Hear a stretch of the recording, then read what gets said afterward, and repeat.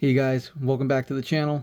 This is Go For Turtle here, and I just wanted to show you guys a quick deck profile from my most recent Elestrals tournament that I went to. It was a casual tournament at Enchanted Realms in Colorado Springs.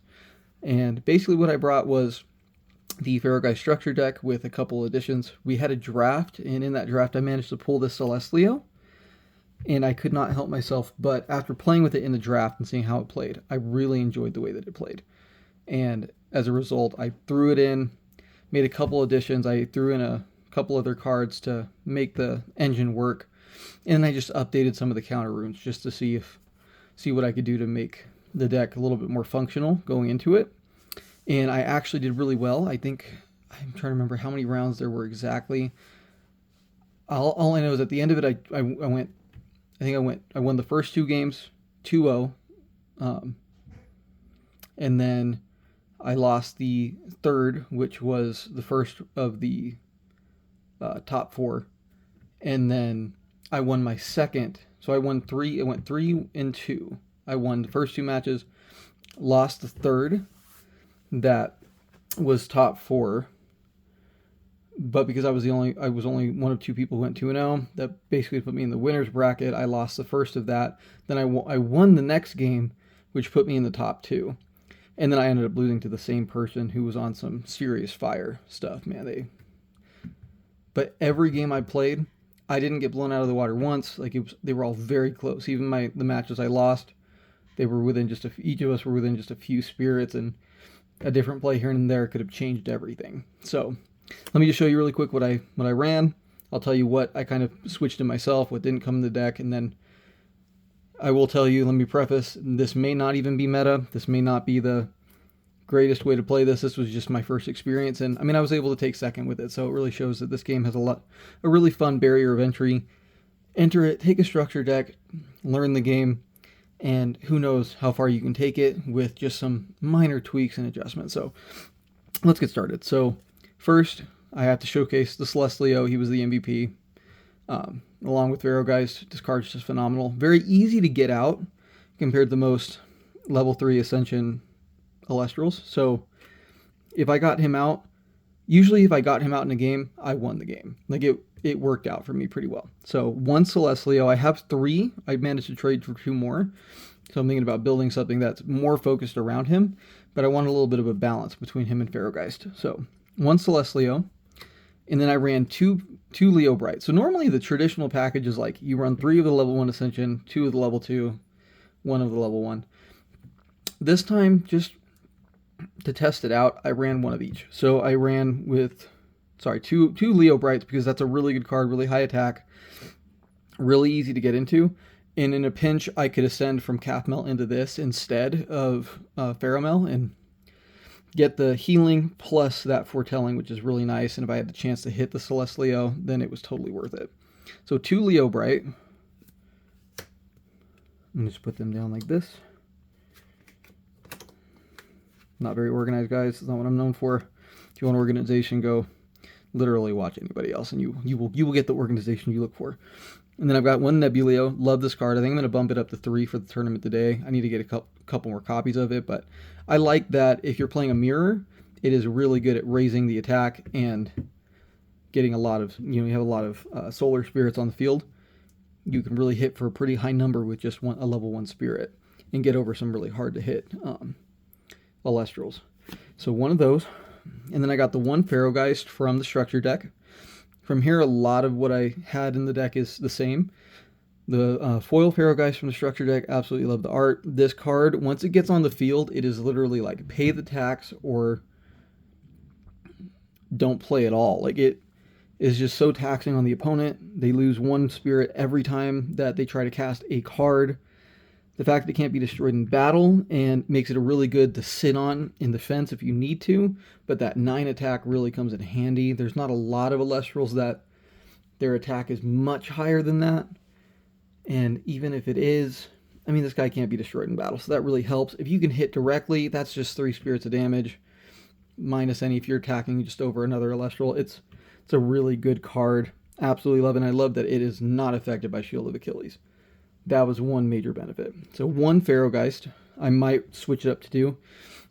I'm kind of thinking some other ratios. I'll make a video about that depending on how it goes. Even if it doesn't go well, I'll show you what I did so you know what not to do.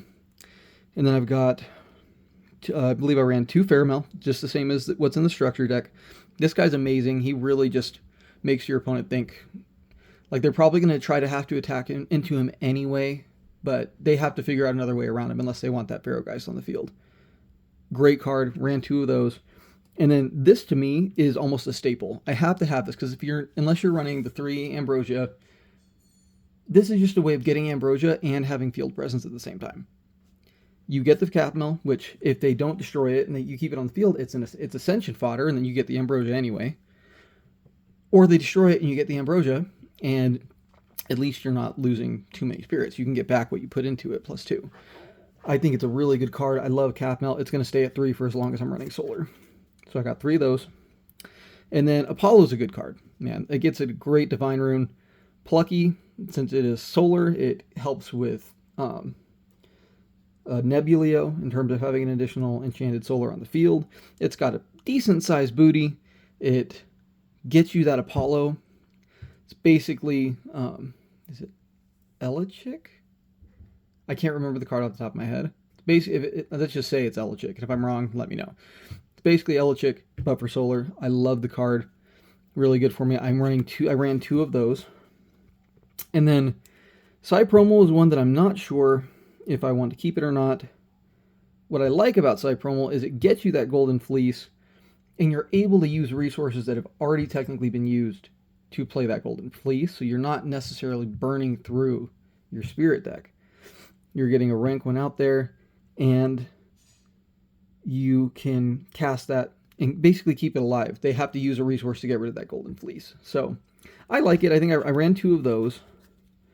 One card I'm not sure about. I'm really thinking of running more Nexus Shenanigans. It didn't really come up in the tournament last week. I think I've only played it 1 time, and I did a Nexus just to. I can't even remember what I was trying to activate. I think I was trying to Nexus onto the next card on the list, I believe, to try and get some more draw power, do some more foretelling. But it's a good card. I'm thinking if you run more Nexus Shenanigans, definitely would want to bump this up. I am considering it. I'll look into it today and see if it ends up being worth it. Tratara, I guess, is the card's name as well, if I didn't say that. So the next card was Corvishine. Being able to Nexus from Tratara to Corvishine, I did that 1 time, get some additional foretelling, and draw a card from that. It also helped you set up for, I think it's called First Light. I'll have to show you when we get to it. But being able to stack the top, see if you any Leo Brights, Celeste Leos, and then prepare for an Ascension play, combo into Celeste Leo, know what's on top with Celeste Leo to foretell some more, pop some cards. It's a great combo. Plus it's a draw 1, decent sized booty. It does its job. I liked it. I ran 1 of those. Could run more. Still not sure what ratios are the best. P-Gleam is just a, hey, you have a big guy you're dealing with? Okay, let me go out there, make him a 0, and then hit over him. Good card for that. I ran 1 of those. I liked him. So Pandalence is one that I'm 50-50 on. Counter runes are really important to playing the game. It's really good to be able to get those counter runes back. It didn't come up though, so I'm going to probably try and run it a little bit today and see if I get any benefit out of it. And if not, we'll see how it plays. Because I'm really thinking of a more heavy solar package. And if I'm going to run more of the lunar with this deck, I'm thinking of more of the Spectaris instead.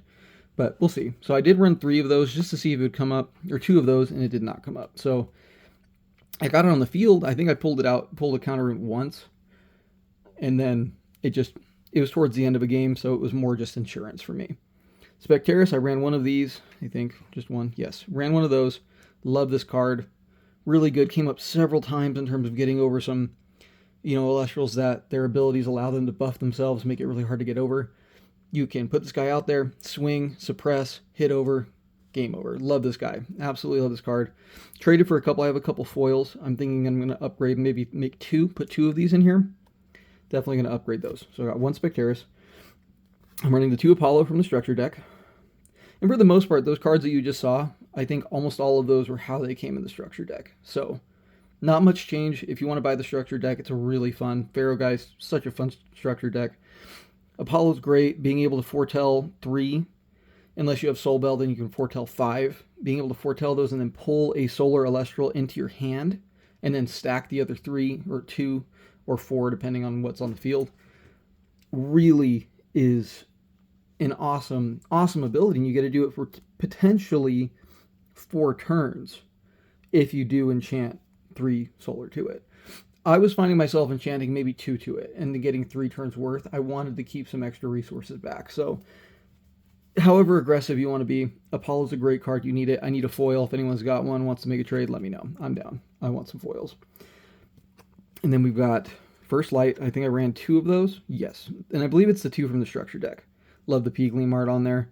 And just, this is a very good combo piece because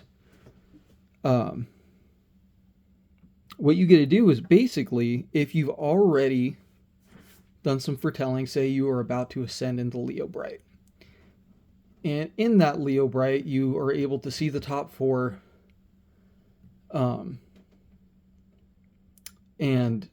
before you, there's a couple ways to go about it. I think in my mind, how it has to work is you have to basically have foretold, see that you have a Celestleo, put that Celestleo somewhere in the top 4 to be able to foretell with Leo Bright. If you don't have it, but you have the Leo Bright, you can play the Leo Bright, you can ascend into it, you can wait to foretell, play this card, put Celestleo on the top of your deck, guarantee that you're going to foretell into it to be able to play it. And with your other foretells, you could have set up other Solar Elestrals to be able to use to activate with Celestleo's effect and then pop cards on the field.